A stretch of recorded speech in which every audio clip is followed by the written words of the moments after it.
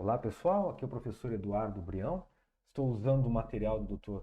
Shusaburo Motoyama. Então, vamos hoje falar sobre redes de sensores. Tá?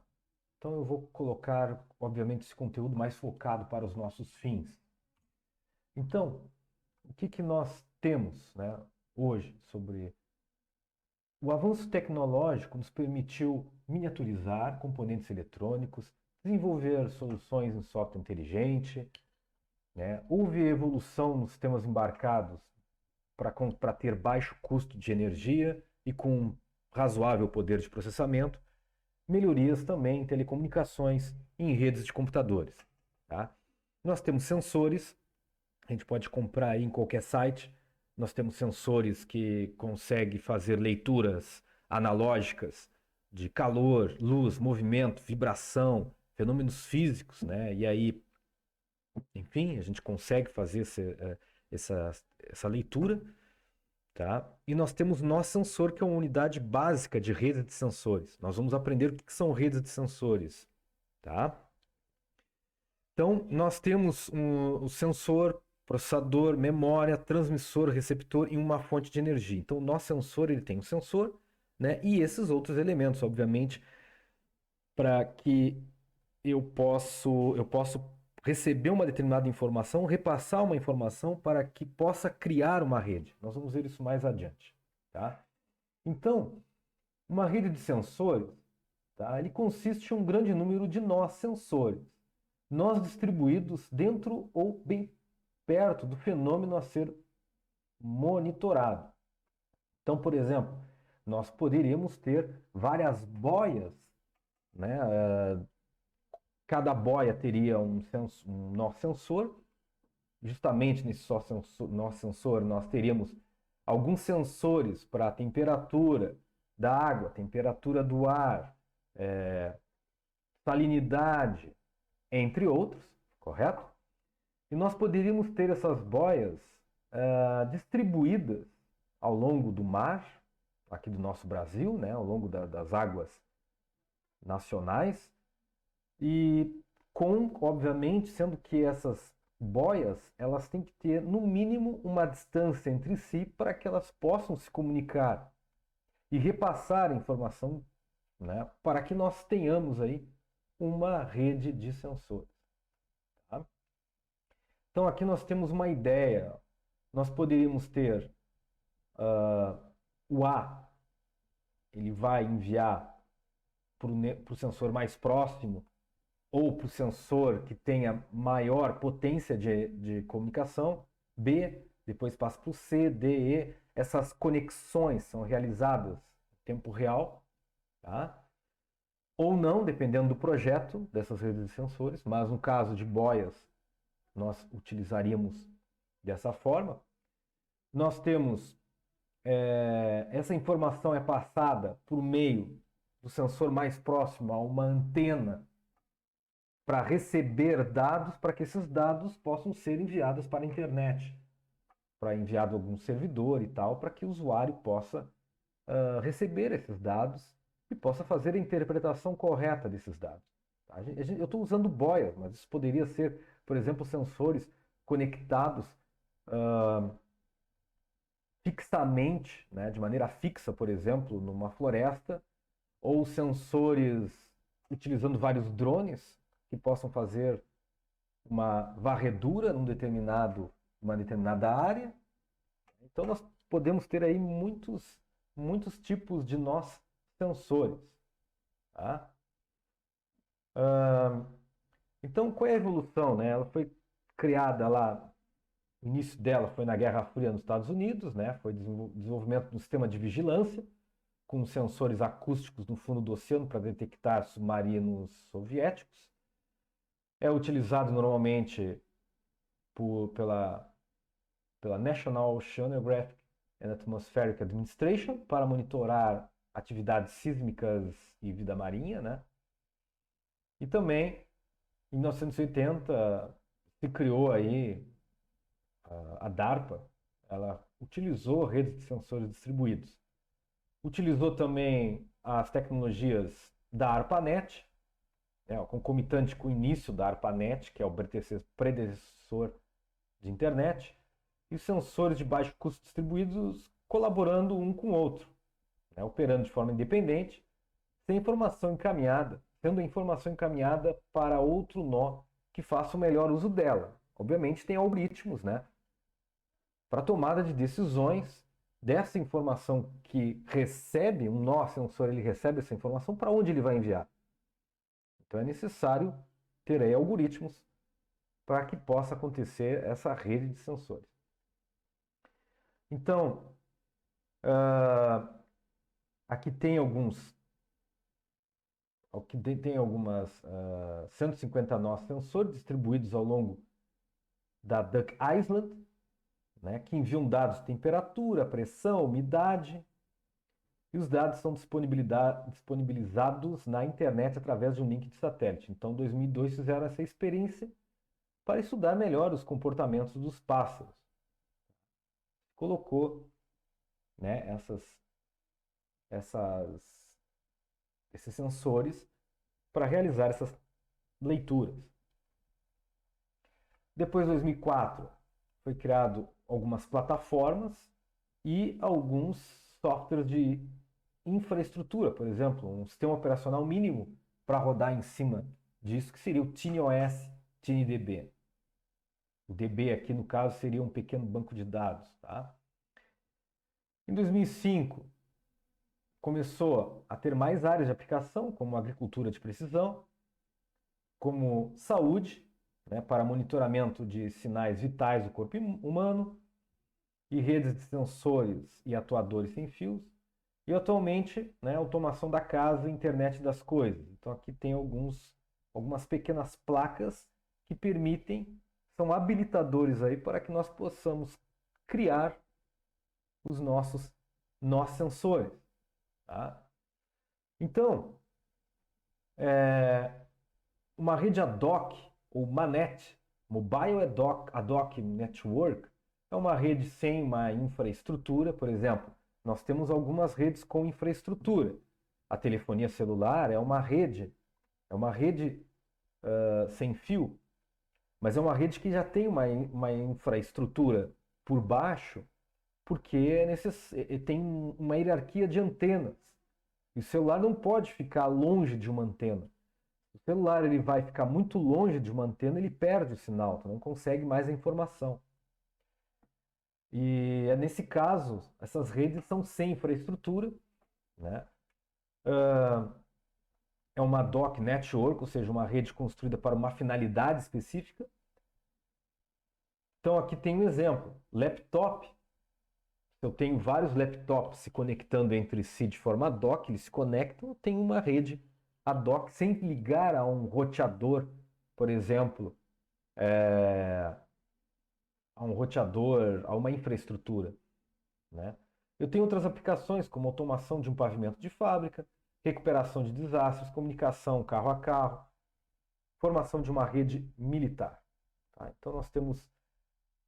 E aqui nós temos redes ad hoc com redes de sensores, Podemos ver que o número de nós em uma rede de sensores pode ser muitas ordens de grandeza maior do que uma rede ad hoc. No um laptop, por exemplo, eu tenho X laptops dentro de uma sala, mas eu poderia ter N, um valor descomunal de sensores, por exemplo, fazendo uma leitura, do mar. Os nós sensores são densamente espalhados, então eles são espalhados. Nós sensores são limitados em energia, capacidades computacionais e memória, ou seja, não é um laptop, não é um notebook. É um dispositivo que tem que consumir pouca energia e realizar processamentos mínimos para fazer as leituras e repassar esses dados para outros sensores. Nós sensores, além disso, são propensos a falhas. Se um falha, o que acontece? A gente tem que tolerar essa falha. A rede de sensores deve ser suficientemente esperta, inteligente, para que a rede consiga burlar passar essa informação para uma ou para um outro nó, solucionar o problema. A topologia da rede de sensores muda frequentemente, ela não é fixa. Nossos sensores usam principalmente a difusão, a maioria das redes ad hoc é baseada em P2P. E os nossos sensores podem não ter um ID global. Isso aí a gente vai ver. Internet das coisas consiste, que é o termo que foi apresentado nas primeiras aulas desse curso.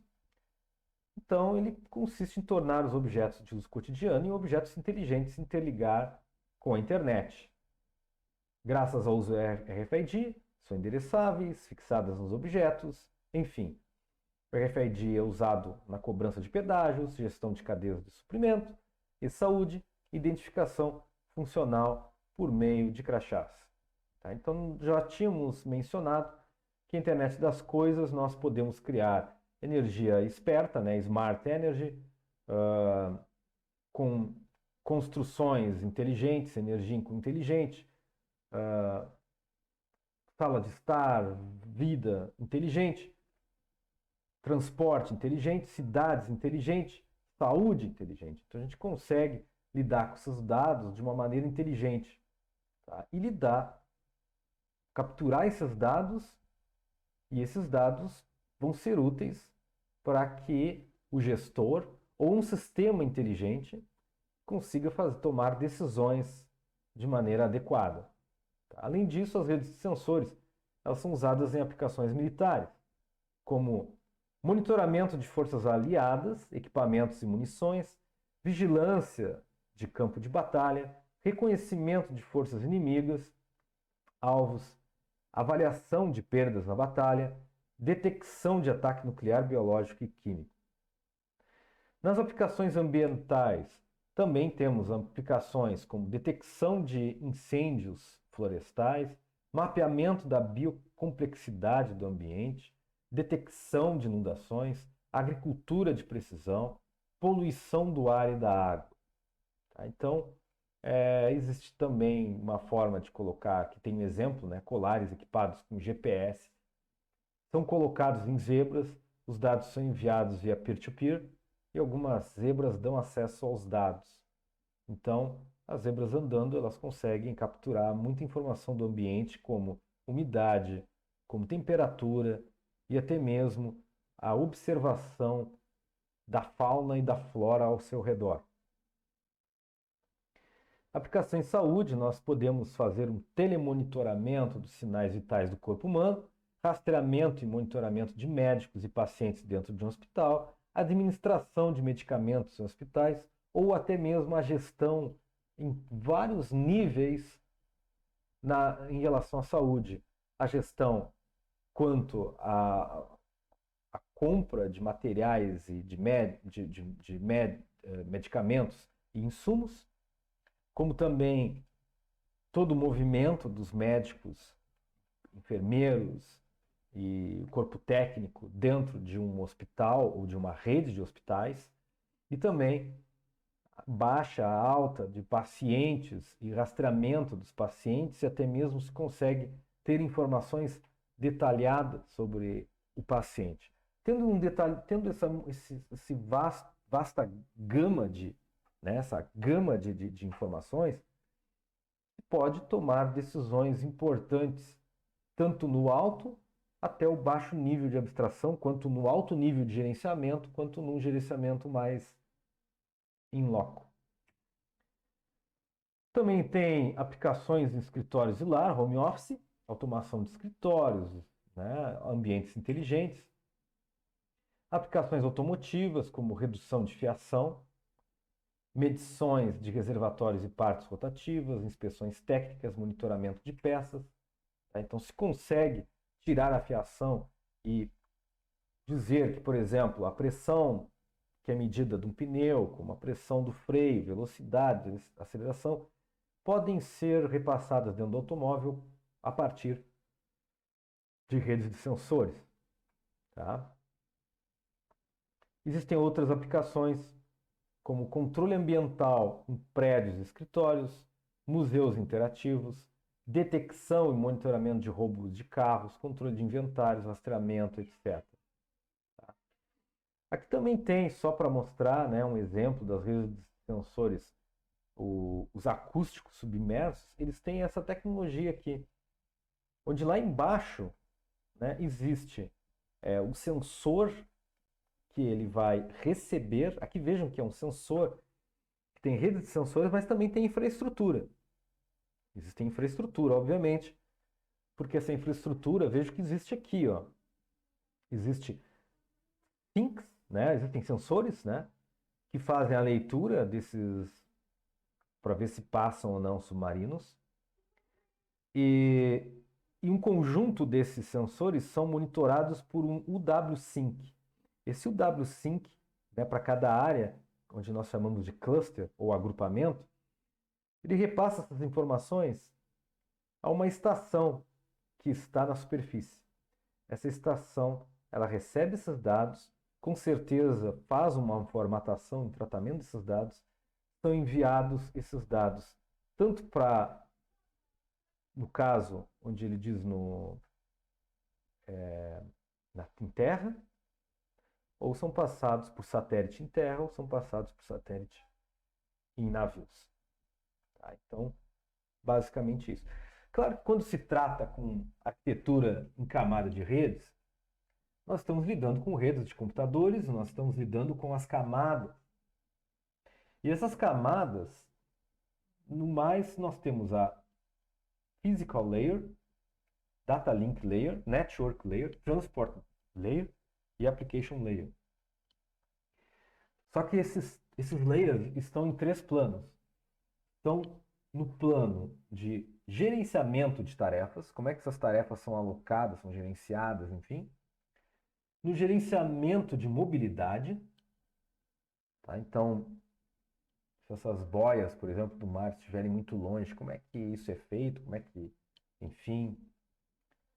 E o gerenciamento, obviamente, de energia. Então, eles têm esses 3 planos para essas camadas.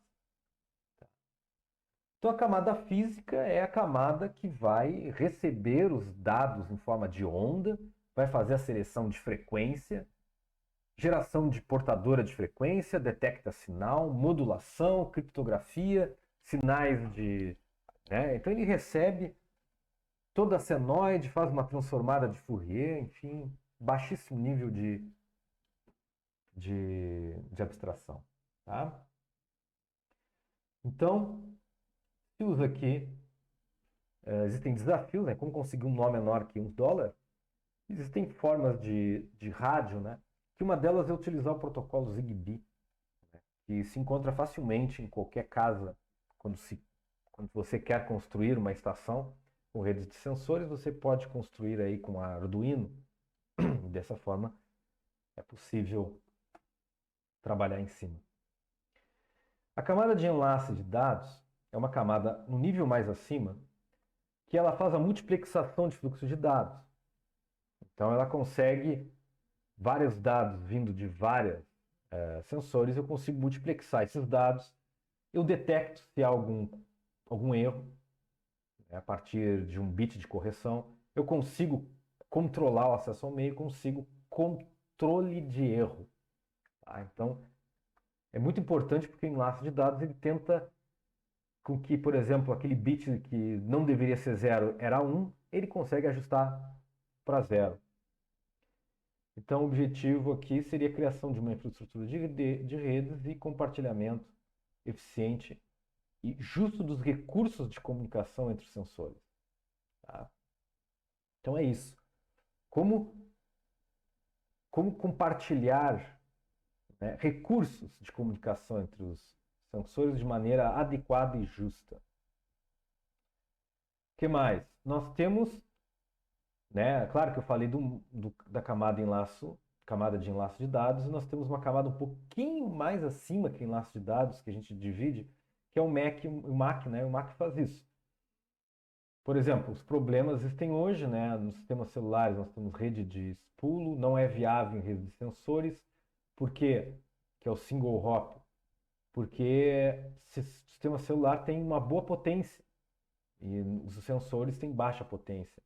A conservação de energia não é levada em conta e a segurança não é considerada. Então, a tecnologia atual que temos é o Bluetooth e o Mobile Mobile Ad Hoc Network, que usam MANET. Ambas tecnologias são projetadas para um número pequeno de nós. Por quê? Porque celulares estão num número pequeno de nós para cada antena, para cada cluster. Tá? Aí tem outras formas aqui, MAC próprio para redes de sensores, controle que faz adaptativo para redes de sensores, meio de acesso baseado a algoritmos que são utilizados para celulares como CSMA e TDMA e FDMA. Tá? Isso aí são algoritmos voltados para redes de computadores.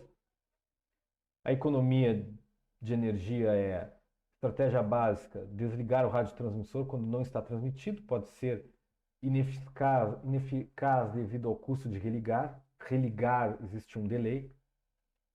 Gerenciamento dinâmico de energia pode ser uma solução. Tá? Existem também outras formas de energia. Você está utilizando um certo processador, um controlador ali, e se você tem pouco, com algum tempo, você consegue diminuir a frequência, a velocidade desse processador, né? E com isso diminuir a energia, usando Voltage Dynamic Scaling, ou escalabilidade de tensão. Aí tem aqui o MAC, né, que seriam esses desafios aí. E a camada de rede lidar também com a eficiência de energia, nós conscientes de dados, e a agregação de dados não é sempre desejável, porque a gente não pode agregar, a gente tem que repassar às vezes dados.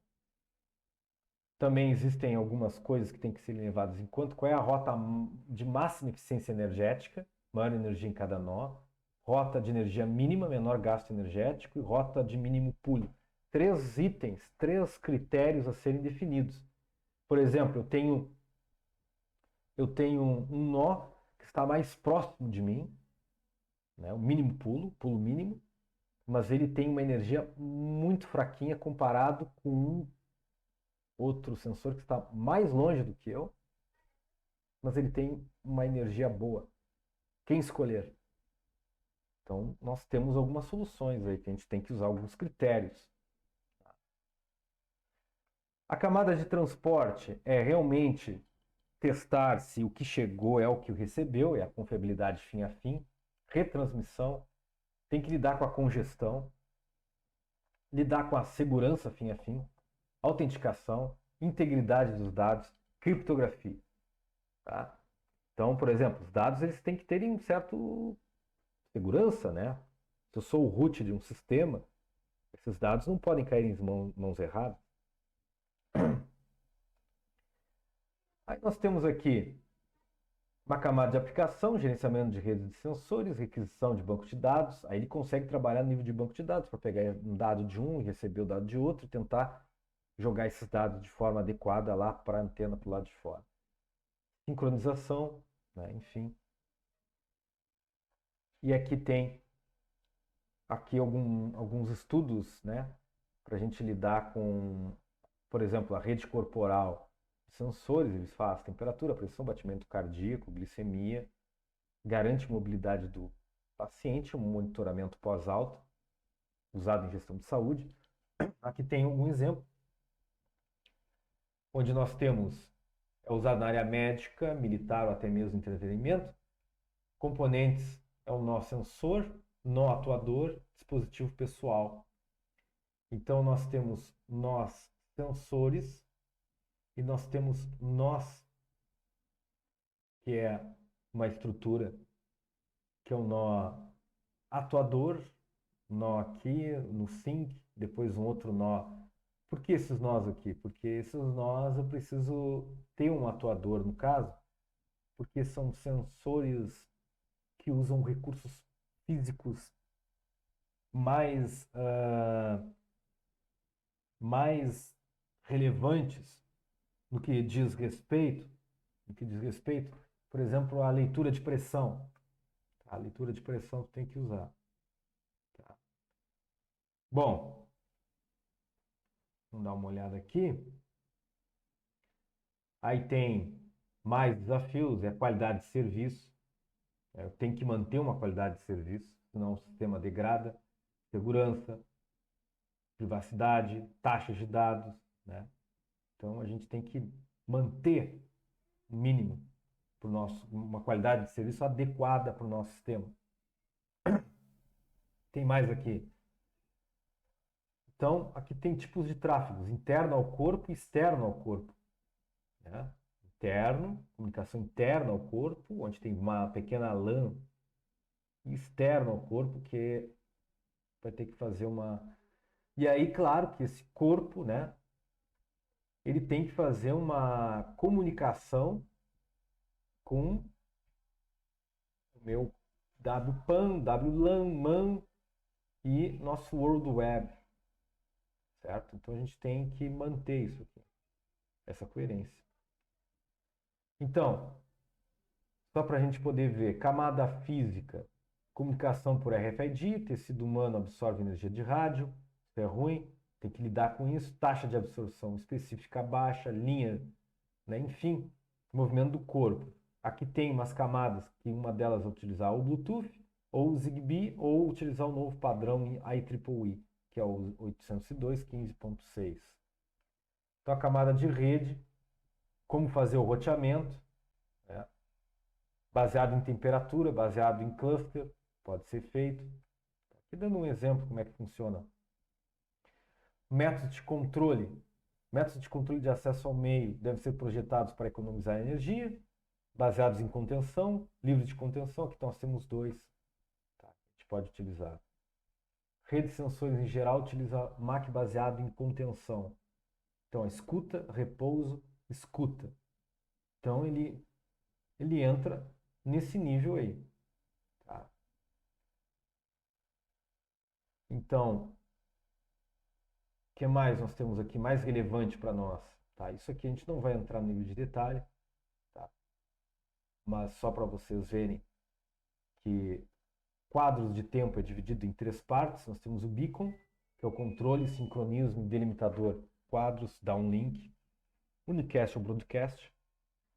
Pode ser feito um broadcast, pode ser feito um unicast. Tá? E somente nós agendados podem transmitir. Existem aqui protocolos sensíveis ao contexto, baseado no contexto de normalidade e urgência do paciente. Né? Então, pode-se ter também um protocolo que consiga lidar justamente com a prioridade da informação. Também tenho aqui alguns outros acessos que tem na camada do MAC, que os sensores são inspecionados em uma sequência pré-determinada. Se o sensor contiver dados, esses serão transmitidos. Caso o sensor não contenha dados, o próximo sensor será inspecionado. Então vejo que é um pooling. O que é um pooling? É baseado em ficar olhando para esses sensores. Tá? Então, basicamente é isso aí. Ó, no caso de uma situação emergencial, o sensor que estiver em situação emergencial receberá prioridade. E aqui tem algumas observações finais. Aqueles sensores, eles são bastante dependentes da aplicação. É um pouco complicado eu dizer que a arquitetura de uma rede de sensores de boias marítimas são iguais, perfeitamente iguais, por exemplo, a sensores, né, de saúde, sensores que estão na Mata Atlântica, sensores de agricultura, enfim. A gente pode dizer que existem nichos de mercado, por exemplo, olha, eu tenho sensores de agricultura com sensores de boia, existe alguma similaridade que possa ser usada, mas sensores são dependentes da aplicação. Tá? Cada aplicação tem suas características. Então o projeto ele é ad hoc, ele é voltado para esse fim. A perspectiva de custo dos componentes utilizados em redes de sensores é de se tornar cada vez mais barato, bem que na pandemia houve um aumento desses valores, infelizmente, por causa da crise dos semicondutores. E é uma grande oportunidade para o Brasil investir nessa área, conseguir independência tecnológica em comunicações do futuro. Então, basicamente é isso aí, pessoal. Muito obrigado.